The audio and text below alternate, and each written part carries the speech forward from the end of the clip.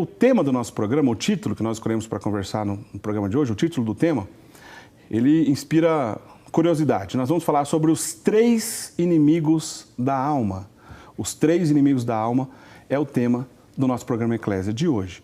O Padre Wander Maia vai nos ajudar a entender, então, o que significa, né, essa catequese que queremos fazer. Vamos no início, no conceito da coisa. E não tem outra maneira de começar essa conversa, Padre Wander, vamos se perguntar para o senhor logo de cara. Quem são esses 3 inimigos da alma? Por onde a gente começa a entender tudo isso? Ok.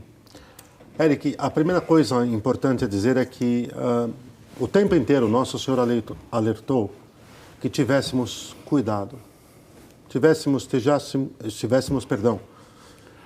atentos. Certo. Atentos porque nós temos em nós a tendência ao pecado.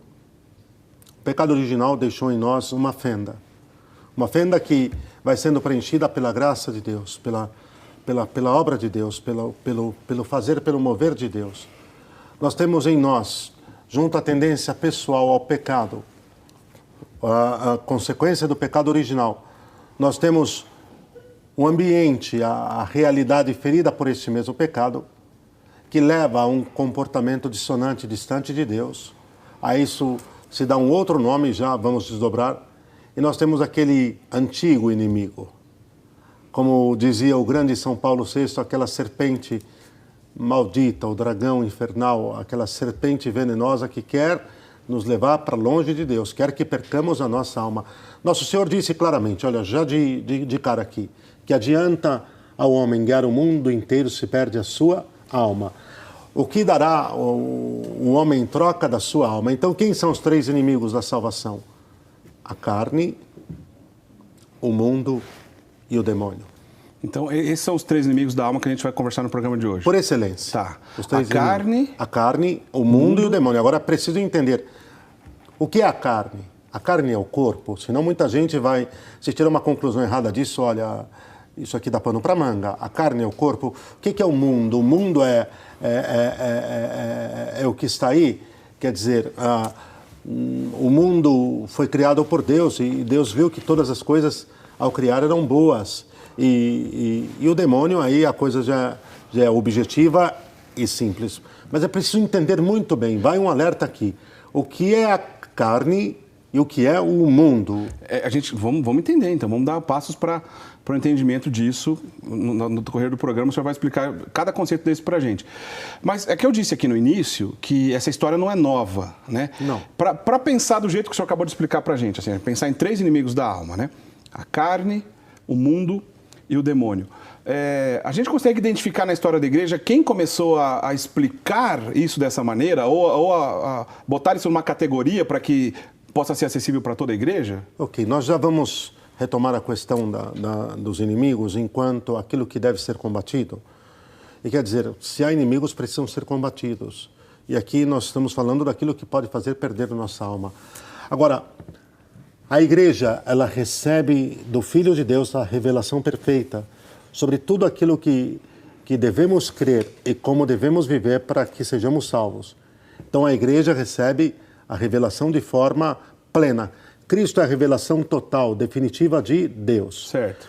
A partir do momento da sua revelação, a partir dos santos evangelhos, especialmente, a igreja que recebe o depósito da fé, o que devemos crer para que sejamos salvos e como devemos viver em virtude desta fé, vai começar a desdobrar a interpretação deste depósito da fé, da revelação dada por Deus e confiada aos cuidados da Santa Igreja sob o primado de Pedro.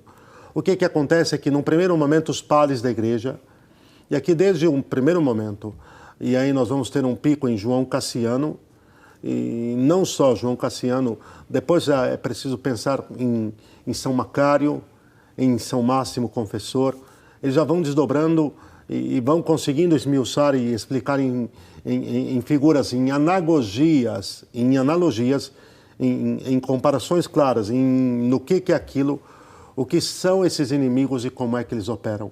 Surge uma primeira interpretação que vão operar em nós, principalmente investindo nas nossas tendências, nos nossos vícios. E depois vem São Tomás de Aquino, a primeira grande sistematização. Depois de Santo Tomás de Aquino, São João da Cruz e, por que não, Santa Teresa d'Ávila. Certo. Depois, o grande São Francisco de Sales. O grande São Francisco de Sales. Nós temos que também recordar que Santo Inácio de Loyola é uma página, é um capítulo maravilhoso, especial no que tange ao discernimento do que é que está em nós, operando na nossa alma. Se o que está operando na nossa alma vem de Deus ou não vem, aqui é aquilo que ele denominou de o discernimento dos espíritos. Santo Inácio... aliás, ele é mestre desse assunto, né? Bom, inaugurou a maior escola de discernimento dos espíritos, deixou a maior escola de discernimento dos espíritos em toda a história da Igreja. E mais tarde, aí já em tempos mais recentes, nós tivemos uma grande síntese de tudo que foi deixado por São João da Cruz, por Santo Tomás, São Francisco de Sales, o grande São Francisco de Sales. Nós tivemos uma grande síntese de Santo Tomás, São João da Cruz, Santa Teresa de Jesus e São Francisco de Sales, realizada por um sacerdote dominicano do século passado, chamado Padre Lagrange, Garrigou Lagrange. O famoso Garrigou Lagrange, O famoso Garrigou Lagrange. Que é um grande tomista. Um grande tomista, um dos maiores da história, e que no entender de muitos, e de muitos autorizados, sérios sacerdotes, santos sacerdotes, talvez deixou como síntese, o maior tratado sobre a vida espiritual, sobre a luta espiritual, a sese, e sobre a mística em toda a história da Igreja, as chamadas 3 idades da vida interior. Que é esse livro que o senhor está aqui? Sim. Posso ver, Por mostrar favor, para os nossos amigos telespectadores? Por favor. Quer dizer que quem tiver contato com essa obra aqui, por exemplo, onde a gente mostra aqui? Pode ser aqui ou no Alan? O Alan mostra para a gente aqui, diretor? O Maurício vai mostrar para a gente? Ou o Alan? Mostra aqui para a gente, por favor. Bom, quem ler esse livro aqui vai ter condições de mergulhar nisso que a gente está conversando. Uma compreensão elevadíssima. Tá. De como se desenvolve o organismo sobrenatural, a vida em Deus, de quais são os inimigos que se opõem, quais são os remédios, os meios, como enfrentá-los, como fazer florescer em nós a vida em Cristo. Bom, já uma excelente dica aí. Garrigou Lagrange a gente só tem a ganhar, né? Às vezes eu já ouvi dizer, algumas pessoas assim, nossa, mas é um pouco difícil ler Garrigou Lagrange. Olha, realmente não é uma linguagem tão simples assim para o dia a dia. Mas é possível começar devagar, buscar uma ajuda, quem sabe um bom diretor espiritual para acompanhar também esses estudos. A gente só tem a ganhar ao aproximar de um grande teólogo, como é o caso dele, né? Um grande mestre espiritual. Eric, mais do que um grande teólogo, eu acredito no teólogo que tem vida profunda de intimidade com Deus. Teologia sem Deus já deixou de ser teologia há muito tempo, não? Teologia de ideias carcomidas e rotas não serve para nada.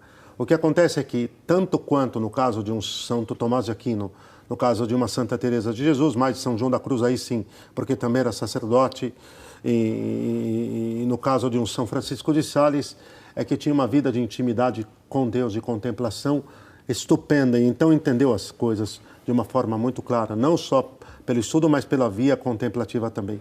Agora, só para a gente fazer aqui mais um link, pois não. E que isso fique claro para nós, todo o desdobramento do ensinamento da Igreja sobre qualquer matéria que diz respeito à revelação, Deus, a graça, a vida em Cristo, redenção, salvação, pecado, santidade, isso levou séculos, não, para ir sendo desdobrado, né? Levou séculos. Santo Tomás, qual foi o grande trunfo de Santo Tomás? Não sei, já peguei um gancho, então já vamos completar aqui.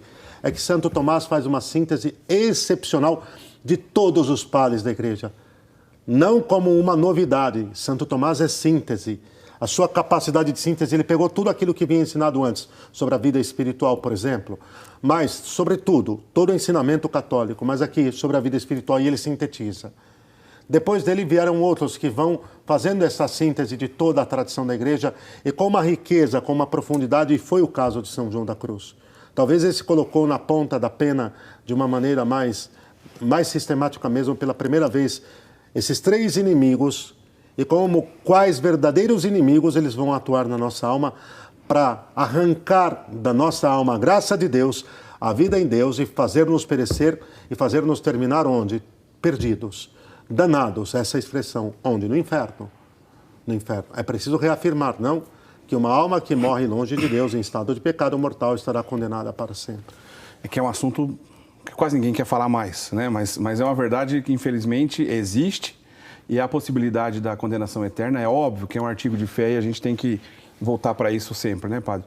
Bom, depois dessa introdução, podemos, então, padre Wander, pensar agora em esmiuçar cada um dos conceitos? Claro, o senhor bem disse lá no início. Precisamos entender exatamente, né, quando a gente diz o mundo, a carne e o demônio. Né? Aparentemente, o demônio, nós vamos falar um pouquinho dele na sequência, é um pouco mais fácil de entender. Mas a gente pode começar pela questão do mundo, né? Mundo. Quando a gente pensa, né, como inimigo da alma, como alguém ou algo que pode nos afastar de Deus, a ponto, como o senhor acabou de dizer, e afastar definitivamente, ao ponto de uma pessoa que não conseguir se livrar dessa miséria, perder a salvação eterna, né? Que mundo é esse? Do que se trata? Qual é o problema desse mundo? Estupendo. Aqui, Eric, nós podemos pensar e olhar para pelo menos duas realidades distintas. Primeiro, o mundo, enquanto tal, aquilo que foi criado por Deus é bom. Você não pode dizer, sob hipótese alguma... Eu vou dar um exemplo muito prático, talvez agora, para começar a facilitar a vida daqueles que nos acompanham. Você não pode dizer, sob hipótese alguma, que ir à praia me leva ao pecado. Porque um pôr do sol no litoral é a coisa mais bela do mundo. O nascer do sol no litoral é a coisa mais bela do mundo. Agora, a maneira como vai se trajar no litoral, tampouco estou pedindo que se use terno e o vestido longo. Estamos falando de outra coisa, não? Sim. Mas é um espetáculo de carnalidade, ou seja, de total descompostura, ou seja, de total afastamento daquilo que está de acordo com a nossa natureza, com o dado natural e com aquilo que revelado por Deus é lícito, é moralmente lícito, está dentro de um quadro de normalidade. Então, o que é o mundo? Toda e qualquer realidade que discrepe, que se distancie, que vá contra aquilo que está ordenado pelo Criador e que, portanto, deve ser obedecido, deve ser acolhido, deve ser atendido, a isso se dá o nome de mundo. Classicamente, quer dizer, não deveria, mas classicamente o que aconteceu foi que passou a se dar o nome de mundo a tudo aquilo que se opõe a Deus e a sua vontade, a sua lei e a sua verdade. Então, todo e qualquer comportamento que destoe daquilo que está de acordo com a lei de Deus, com a palavra de Deus, com o Evangelho, começou a ser nominado por mundo. Mas aí é mais do que mundo. Uma coisa é mundo, outra é ser mundano. O mundo está aí. Nosso Senhor, na oração sacerdotal, nosso Senhor Jesus Cristo, no momento em que ia entregar sua vida por nós, ali, no Horto das Oliveiras, na sua oração, na oração mais perfeita de todas, quando vai rogar, vai pedir por mim e por você, pela nossa fidelidade e pela nossa perseverança e pela nossa santidade, ele diz com todas as letras: Pai, não te peço que os tires do mundo. Estão aqui é o campo de plantio. Aqui é a massa a ser fermentada. Te peço que os livres do mal, que não estejam no mundo de forma desacordada, diferente da maneira como, Pai, tu queres que eles estejam, te glorificando, te honrando, santificando o teu nome, vivendo na graça. O que eu te peço é que eles não vivam como, isso sim, como se não existisse, como se tu, Pai, não existisses. Isso aqui que é essencial. Quando é que nós vemos que o entorno é o mundo inimigo da alma? Quando não faz nenhuma menção a Deus, quando tudo que nele está, de alguma forma, estruturado para nos afastar dele, e quando realmente cria uma ruptura essencial entre a vida presente e a nossa eternidade. Quando o mundo cria uma ruptura, Eric, diácono, quando cria uma ruptura no estilo de vida que trazemos, entre a vida presente e a eternidade depois desta vida, ao que devemos responder, o que nos aguarda, aí ele manifesta a sua dimensão pecaminosa, a sua dimensão adversa a Deus, a sua dimensão mundana, portanto. Então, deixar bem claro, né? O senhor não está dizendo do problema do planeta Terra. De maneira né? nenhuma. O planeta Terra não é inimigo do homem, é isso que o senhor Não, está de dizendo? maneira nenhuma. O mundo é maravilhoso, criado por Deus. Tudo que Deus criou é bom. O exemplo do litoral é mais claro do que nunca. É verdade, é verdade. Né? É mais prático do que nunca. Porque se a gente confundir isso, a gente pode acabar colocando um pé, ou os dois, em correntes gnósticas. Sim. Né? Onde a gente... já falamos aqui em outra oportunidade vezes, sobre gnosticismo. O padre Zé Eduardo esteve aqui conosco também. Temos um programa sobre esse tema com ele. Quer dizer, correntes ligadas ao gnosticismo que vão pensar assim, olha... Existe um Deus bom que criou as coisas espirituais, belas e santas. E também existe um Deus mau que criou as coisas ruins do mundo, as coisas materiais. Isso é uma distorção, isso é uma mentira, uma distância do cristianismo, que a gente, obviamente, não vai entrar nesse tema aqui para a gente não fugir muito. Mas, se distorcer isso, a gente pode cair nesse erro, não pode? Sem dúvida alguma. Olhar o mundo material como algo perverso, mau. Né? O Cântico das Criaturas, Eric, de diácono de São Francisco de Assis, coloca os pingos nos is. O que Deus criou é bom. E louvado sejas, meu Senhor, por toda a tua criação. E olhamos a criação e exaltamos e adoramos e louvamos a Deus pelo seu poder criador. Agora, a maneira como eu me comporto, se ela está distante do Senhor, se ela reflete muito mais um comportamento carnal do que um comportamento livre em Deus, do que um comportamento que ordena o meu viver de acordo com o fim para o qual eu fui criado, aí começa a entrar aquilo que realmente se chama de mundanismo. Aí é o segundo inimigo da alma. A gente começou pelo mundo, mas só disse segundo porque o primeiro é a carne? Porque o primeiro é a carne. Ah, tá bom, mas tá claro, a gente vai voltar já na carne, a gente vai passar por ela. Bom, só para dar um exemplo, ver se o senhor acha que a gente pode pensar por aí. Por exemplo, se a gente pensar em algumas gerações anteriores à nossa, uma mãe de família que cuidava de 5, 6 filhos de uma maneira virtuosa, de uma maneira bonita, com os filhos unidos, a família, aquele conceito de família bem claro, não só aqui no Brasil, no mundo todo, numa sociedade que se preocupava um pouco mais com essa configuração familiar. Se falasse para aquela mentalidade dessa senhora de 30, 40 anos atrás, olha, você já tem 5 filhos, se você ficar grávida pela 6ª vez, procure um médico e faça um aborto, né? Se isso fosse proposto para aquela cultura, talvez isso seria muito estranho. Não ia aceitar, porque não fazia parte do dia a dia. Mas se essa realidade aconteceu hoje, não precisa nem chegar no 5º ou 6º. Às vezes o primeiro filho dizer, olha, você tem a sua carreira pela frente, você tem que cuidar, você tem um cachorro para cuidar, você tem tanta coisa, você tem uma faculdade para fazer, não é hora de você ser mãe agora. Para não atrapalhar, aborta seu primeiro filho. Essa cultura que sugere esse tipo de coisa, e que passa a ser o que era inadmissível, de repente, num outro momento, numa outra leitura, quase que normal, isso pode ser considerado esse mundo? Eric, excelente. Está claro, estupendo. Toda a cultura hoje é o exemplo mais claro que você pode agora situar. A cultura que nós temos atualmente, separada da verdade, separada da natureza, é impressionante isso. Separada da natureza, portanto, separada da verdade, portanto, separada da revelação, portanto, separada da lei natural dada por Deus, mas lei natural, portanto, separada da lei eterna também. Toda essa cultura é a marca do mundo por excelência em nosso tempo, que claramente quer fazer a cabeça para nos fazer esquecer Deus, para nos separar de Deus, para ignorarmos Deus, para vivermos como se não tivéssemos alma.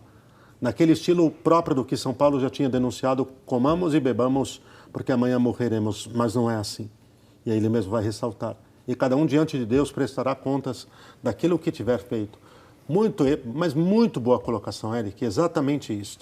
Né? Um padrão cultural, um padrão de conduta, de valores, de normas, de valores, de transmissão de valores, de realidades de vida em sociedade que vão totalmente contra Deus, o seu senhorio, Deus como Criador e Senhor.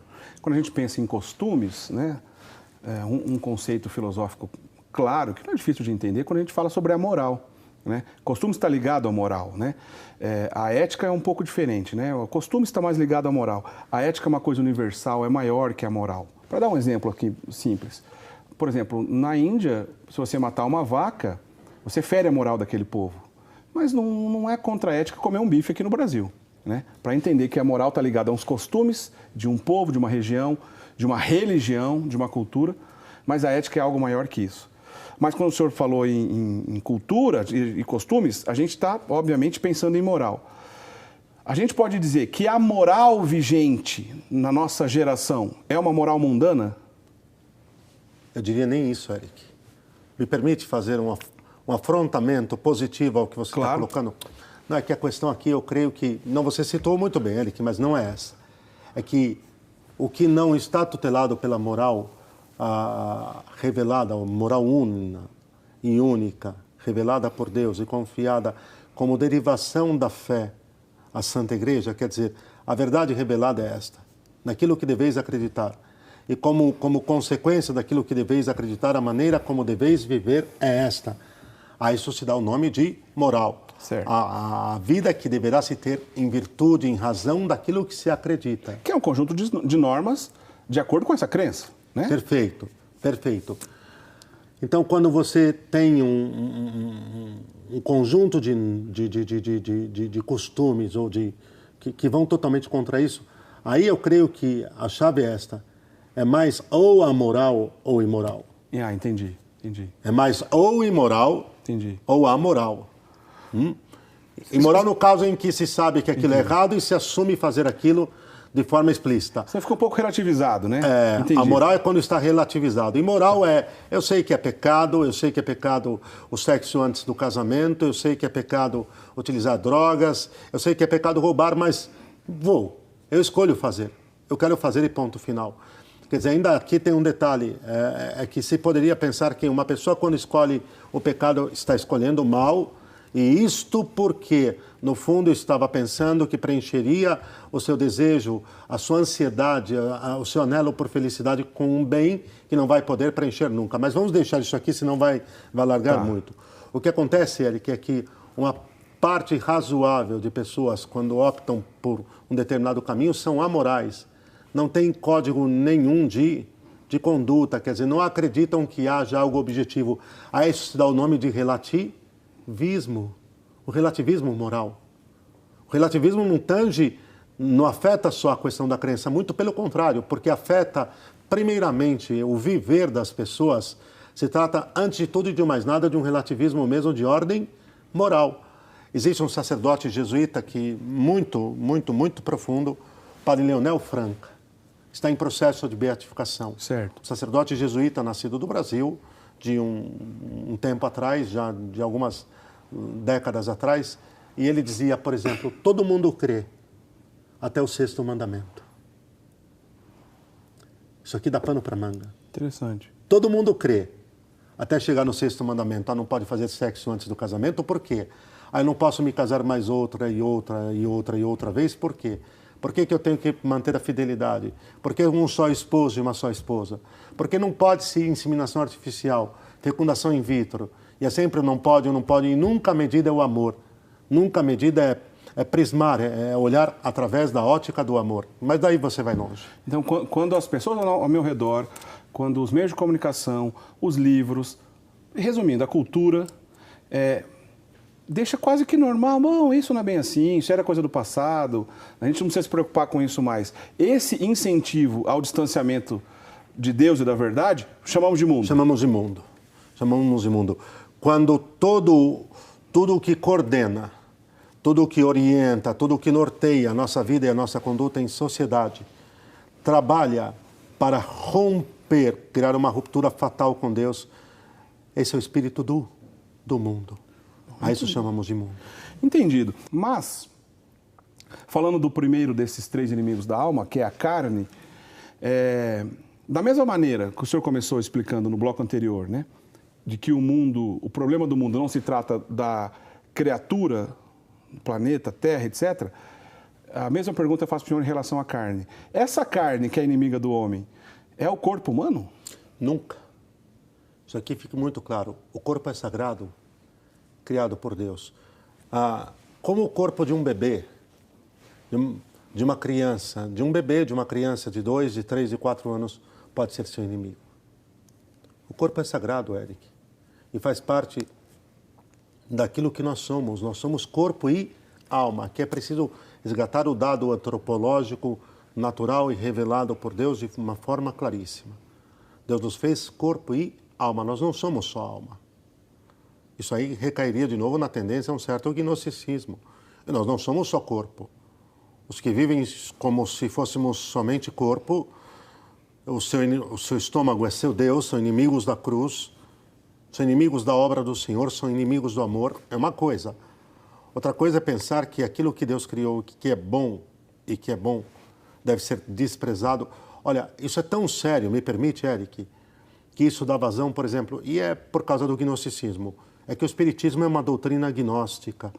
O Espiritismo é essencialmente uma doutrina gnóstica, platônica, poderia até se dizer, de base platônica, mas para não confundir, vamos deixar isso aqui um pouco no molho. Mas olha o desprezo que o Espiritismo tem pelo corpo. A tal ponto do corpo ser visto como um vasilhame. Um vasilhame. Até porque eu volto para reencarnar, né? Uma vez utilizado, novo, e volto de novo. Descarta e joga fora o corpo não é nada. É um absurdo. E esta minha vida presente, São Paulo diz, na carne, e aqui dá para se entender a diferença de carne. O conceito que ele coloca de carne é corporeidade no corpo único que recebi, não haverá outro. Com esse corpo, ou eu vou viver a glória eterna ou a danação eterna. Isso que é importante dizer. A glória vai participar, o corpo vai participar da glória celestial, porque todos serão levantados, ou da danação eterna. E aqui é um dado fundamental, Eric, para todos nós. Esta vida na carne, no corpo, eu a vivo na fé no Filho de Deus que me amou e se entregou por mim. Do que a Escritura fala, do que o Evangelho fala quando fala da carne, no sentido... Aqui a tradição, nós temos tanto o Evangelho como a tradição de São João, a tradição joanina. Aqui é chamado de carne no outro sentido, porque Jesus dá a sua carne a comermos. Quem come a minha carne é verdadeira comida e o meu sangue é verdadeira bebida. Quem come Jesus, Nosso Senhor, não fala quem come o meu corpo, fala quem come a minha carne. Em hebraico, basar, e em grego, aqui no sentido estrito, sarkis. Basar em hebraico e sarkis em grego. Então já se tem claramente a sacralidade do corpo segundo a revelação, segundo a doutrina católica. Agora, na contrapartida, qual que é a abordagem negativa daquilo que se chama de carne? Aí, carne seria tudo aquilo que em nossa vontade é rebelde e oposta à vontade e à verdade de Deus. Toda manifestação de nossa vontade inclinada à escravidão do pecado, inclinada à nossa tendência a nos afastarmos de Deus, a optar pelos bens inferiores, que depois se tornam por isso maus, porque todo e qualquer bem inferior que é escolhido no lugar de Deus, ele passa a ser mau, ele passa a ser, a tradição não deixa dúvida de que a criatura, quando ela é colocada acima do Criador, quando nós escolhemos a criatura em lugar do Criador, nós estamos cometendo um erro crasso. Então, carne, se dá o nome de carne aquilo que em nossa vontade está corrompido e se opõe à vontade e à verdade de Deus. As nossas vontades corrompidas, pecaminosas, a isso se dá o nome de carne. Quando a gente pensa em vontade, quando a gente pensa em algo que está relacionado com vontade, obviamente a gente está ligando direto à alma. Sim. Né? Então, nesse sentido, a gente pode uma pensar... potência, por ser uma potência da alma, né? Exatamente, por ser uma potência da alma, é isso mesmo. Padre Wander. Então, a gente pode dizer que, quando a gente pensa em carne, a gente está incluindo nesse aspecto problemas da alma. Sem dúvida, do todo. É que nós somos um todo. Eu não sou nem só corpo e nem só alma. Nós não somos anjos, somos seres humanos. As duas definições mais clássicas sobre o homem, sobre o ser humano, a de Santo Agostinho e a de Santo Tomás de Aquino, corpo, alma e corpo e alma, elas se completam, na sua extensão elas se completam, mas de qualquer maneira, porque nós somos um só, nós não somos dois, há uma unidade indissolúvel entre o corpo e a alma, tanto que, o que é considerado a morte, Eric? A morte no sentido imediato, temporal, físico. A morte é o momento em que se dá a separação da alma do corpo. se dá o nome de morte o momento em que a alma se separa do corpo. Aí nós temos a morte temporal, a morte momentânea. E daí que, pegue a carta aos Gálatas, o capítulo 5 aos Gálatas é precioso. Aqui, os frutos do Espírito, o que é espiritual e o que é carnal, o que pertence àquilo que vem de Deus e aquilo que é nosso. Que fique claro, espiritual aqui para não ficar espiritualista, né? Porque se corre um risco também de ser tão espiritual num determinado momento que se desenraiza totalmente da realidade. A isso não se dá o nome de espiritual. A isso se dá o nome de espiritualismo, não? Na verdade, a gente tem exemplos na história da igreja dos dois extremos. Dos dois extremos. Algumas pessoas algumas heresias mesmo, né? Que exageraram na ênfase do corpo e na ênfase só do espírito, mas nesse espírito carnal, distorcido, a alma, né? É que todo extremo, Eric, ele é uma bomba. Ele é uma bomba que vai explodir e vai arrebentar com muita gente num determinado momento, me desculpe o termo. Então, todo espiritualismo e todo naturalismo é uma praga. Sempre uma praga. Um anula, nega e no fundo não é bem isso, porque aqui tem uma rapina escondida. Mas nega o elemento natural a priori, a nossa corporeidade, a nossa materialidade, e o outro nega o nosso elemento espiritual. Nega o nosso elemento corporal, o espiritualismo. Para dar dois exemplos que me vêm à mente agora. Os cátaros eram espiritualistas. Exageraram, a carne é ruim, né? Não consideravam, obviamente, tudo que viesse da carne não poderia ser coisa boa, porque eles consideravam que a carne era algo ruim. Quando me livrarei desse corpo de morte. Né? Um exemplo de um extremo para um lado. Para o outro lado, o hedonismo, né? Que leva apenas o prazer. Se a pessoa vive apenas por prazer, a qualquer custo, a qualquer preço, a qualquer jeito, também é um outro lado da balança, não é isso? É o outro extremo. Viver como se Deus não existisse, sem considerá-lo. Torna a dizer, ambas são heresias. Em algum momento vão causar um dano muito grande. O que é preciso ajudarmos as pessoas a entender é que nós fomos criados por Deus, com corpo e alma, temos potências naturais e todo o nosso viver, todo o nosso ser deve estar ordenado por Deus para o fim, que a sua glória, que a vida nele, que a vida de santidade, a partir do que? Da sua graça. E depois, talvez num outro dia, seria muito bom conversar sobre exatamente isso. No que consiste então a luta por deixarmos de ser carnais e passarmos a ser sobrenaturais. Certo. Sem deixarmos de ser muito humanos. É preciso ser muito divino. O equilíbrio. E muito humano. A unidade. A unidade. Mais do que equilíbrio. Eu tenho um pouco de receio com a palavra equilíbrio.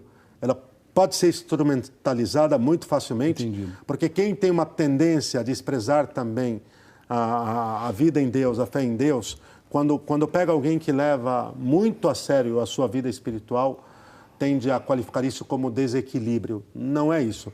Eu penso muito mais na dimensão como unidade. Nós somos uma unidade de corpo e alma. Nós não somos um equilíbrio de corpo e alma. Entendi. Nós somos uma unidade. Muito bem colocado. De corpo e alma, não? Então, esse desarranjo que passa pela vontade, mas também passa pela liberdade, esse desarranjo de, primeiro, ferir essa unidade que o senhor acabou de explicar, e ainda algo que essa vontade me afasta também da verdade e do próprio Cristo, que desde o batismo recebemos, é o que nós chamamos de carne, resumindo, é o que nós chamamos de carne. Sem dúvida.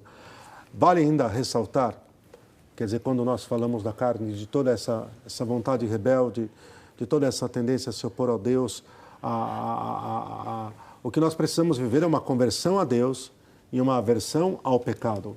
Não uma conversão ao pecado e uma aversão a Deus. O que nós temos, às vezes, são quadros instalados de uma conversão ao pecado e uma aversão a Deus. Certo. Como dizia o grande Dom Chotard, o caminho tem que ser outro. O Dom Jean-Baptiste Chotard. Ele falava exatamente disso, que cada um de nós é preciso viver o morrer para si, para viver para Deus.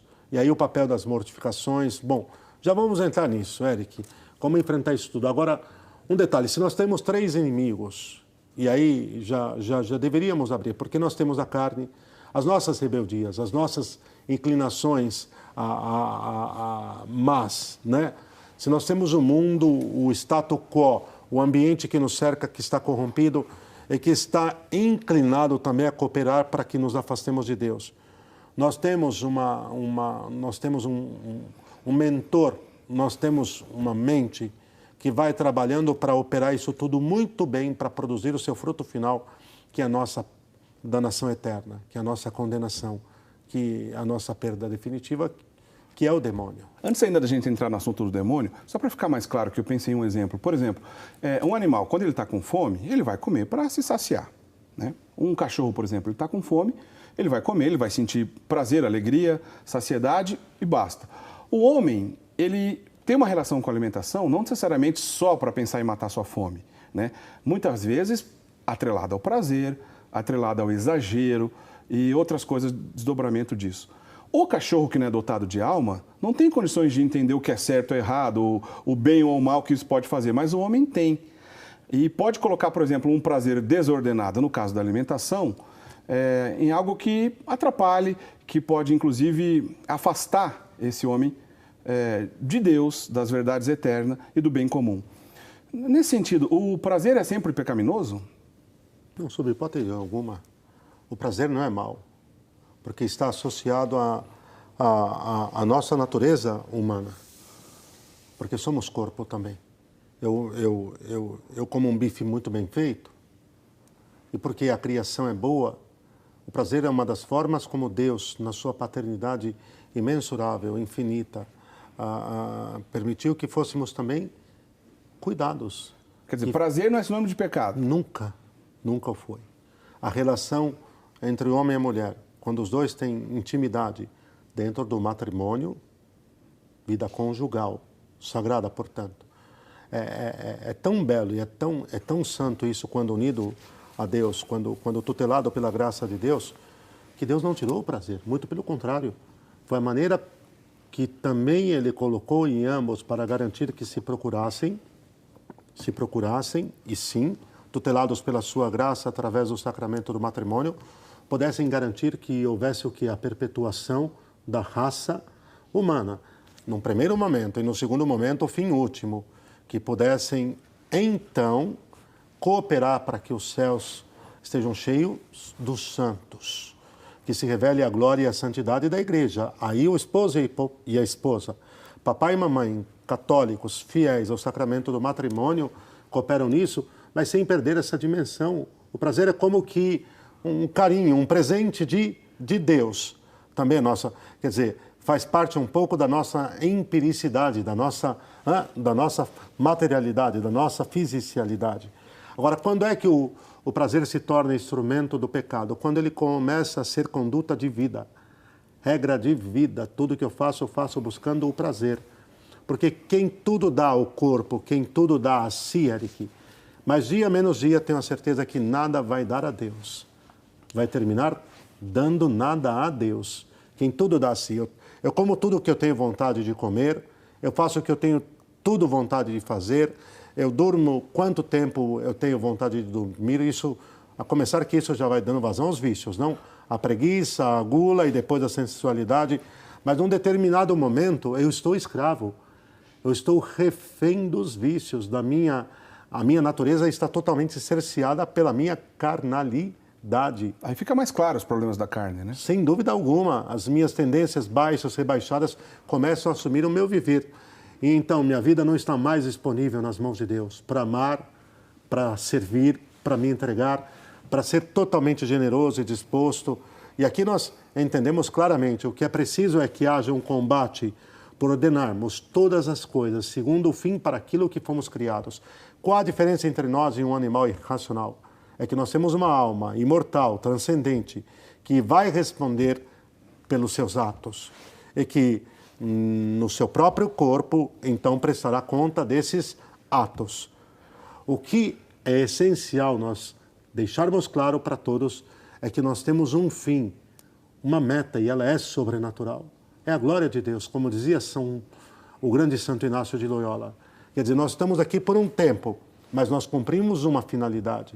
Quer dizer, Deus nos criou para revelar a sua glória, a sua santidade e fazer-nos partícipes disso, da sua vida, que é felicidade plena, felicidade perfeita, perdão. Quando é que nós somos felizes? Quando nós vivemos em Deus. E então somos livres.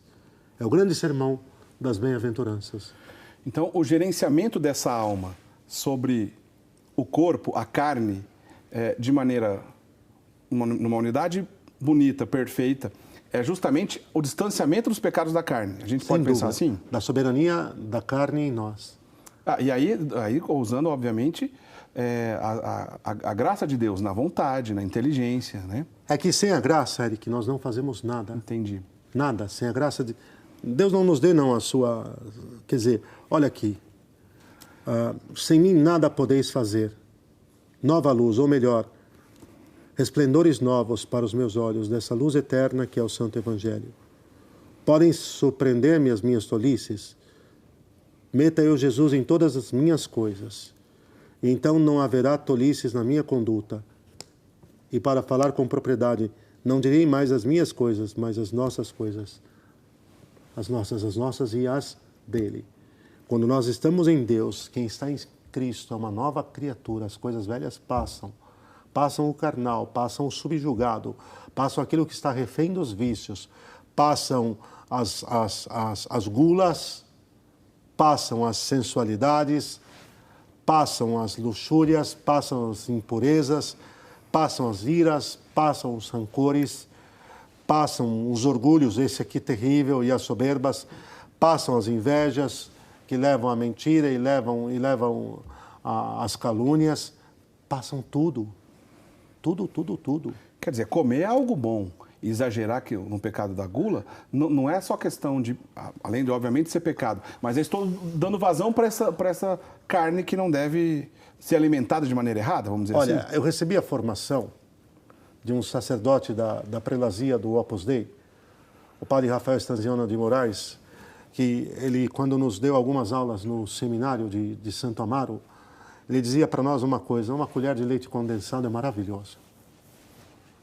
Uma lata de leite condensado mostra que eu devo estar ruim da cabeça. Tem alguma coisa que está fora do seu lugar. Uma colher de leite condensado é uma maravilha. Uma lata de leite condensado significa que a minha vontade está rendida, está entregue. Entregue às traças da gula, que vão carcomendo o tecido do meu viver. E vão diminuindo todo o sentido da minha vida sobrenatural. Eu não sou só corpo, eu sou corpo e alma. E Nosso Senhor nos ensina claramente que quem não põe fora o príncipe deste mundo, que manipula essas coisas, vai terminar fazendo com que o príncipe deste mundo ordene o seu próprio viver e seja senhor dele. Padre Wander, agora sim a gente pode falar do demônio, que é o terceiro inimigo. Do terceiro inimigo da alma.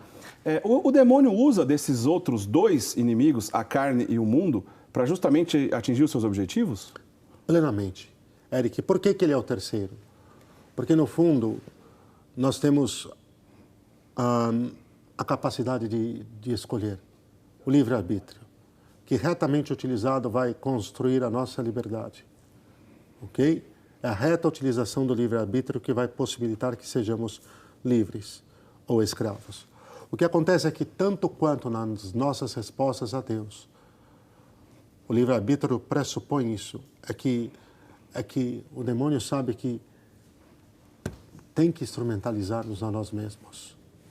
E que ele tem que atuar pedindo, manipulando a nossa parceria. É um pouco aqui, é um pouco um paradoxo, não? No nosso caso é que, no que tange a santidade, sem Deus nada podemos fazer. Sem Cristo nada podemos fazer. Sem mim nada podeis fazer. No que tange ao pecado, aí é o contrário. Né? Quer dizer, o demônio, e ele trabalha muito com isso. Aí é ele que diz: sem vós nada eu posso fazer. Aí aqui o interlocutor a primeira pessoa muda. Aí é Satanás que começa a falar: sem vós nada posso fazer. É com a anuência, é com a concordância de vocês.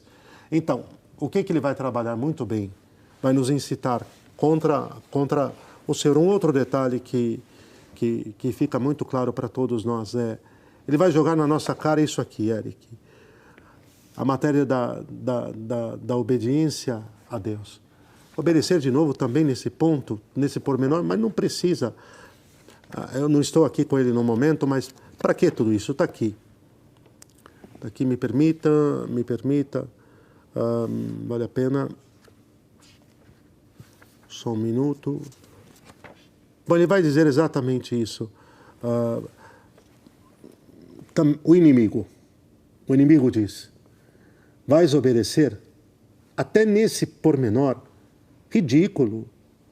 Tu, com a graça de Deus, vou obedecer até nesse pormenor heróico.